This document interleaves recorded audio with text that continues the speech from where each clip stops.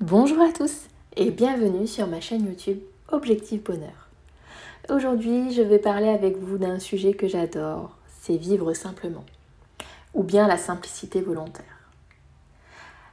Avant de commencer, n'oubliez pas à vous abonner, liker et commenter pour me soutenir.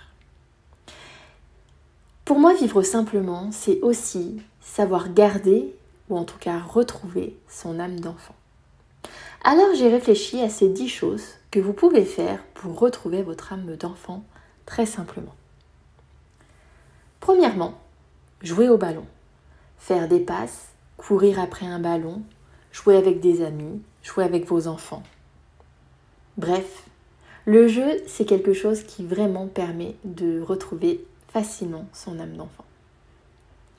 La deuxième chose, c'est de gribouiller sur un papier, un cahier, sans raison particulière, en faisant des cercles, en faisant peut-être des arabesques, en changeant de couleur, en utilisant des crayons de couleur, des feutres, en stimulant tout simplement votre créativité.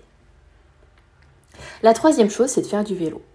Oui, parce que quand on est adulte, à moins que vous soyez passionné de vélo ou que vous ayez gardé cette habitude-là ou qu'en tout cas ce soit votre sport, on ne fait plus de vélo.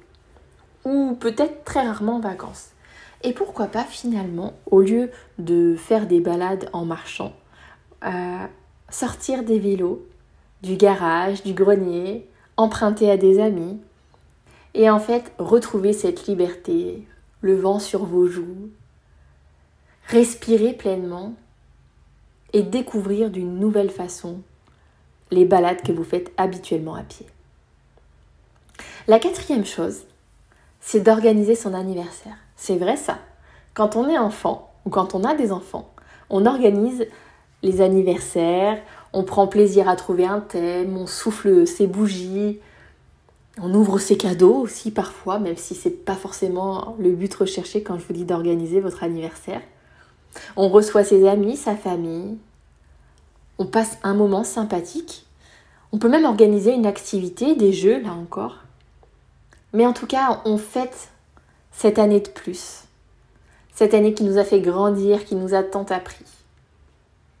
Alors oui, on peut fêter son anniversaire à 5 ans, à 10 ans, à 30 ans, à 40 ans, à 60 ans. Et il n'y a pas d'âge pour passer du bon temps avec ses amis ou sa famille et se célébrer, tout simplement. La cinquième chose, c'est aussi s'autoriser à dire quand on est fatigué, quand on a envie de faire pipi, quand on n'a pas compris. On a aussi le droit de dire si on a envie d'un câlin ou d'un bisou. La sixième chose, ça va être d'apprendre à faire de nouvelles choses et à développer des compétences.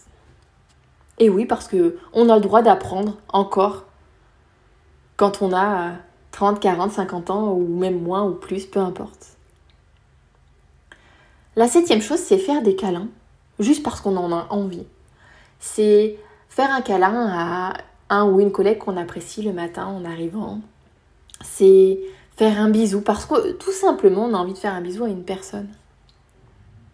La huitième chose, c'est faire des soirées pyjama. Bah ouais, parce qu'en fait faire des soirées pyjama, même quand on est adulte, c'est super sympa.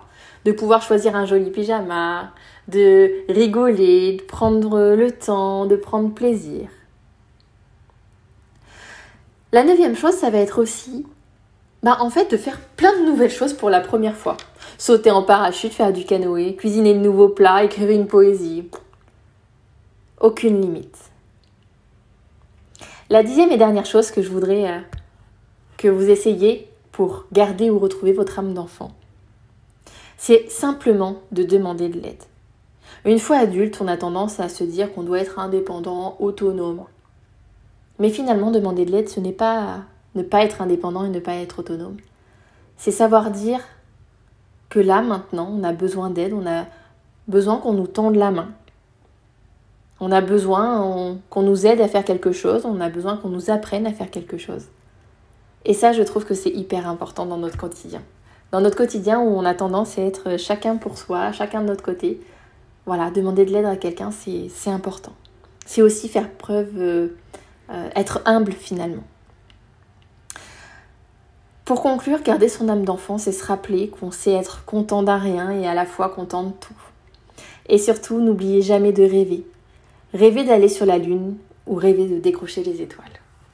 Je vous fais plein de bisous sur cette belle parole et dites-moi en commentaire si vous avez mis en application quelques-uns de ces petites choses à mettre en place pour justement réussir à garder votre âme d'enfant.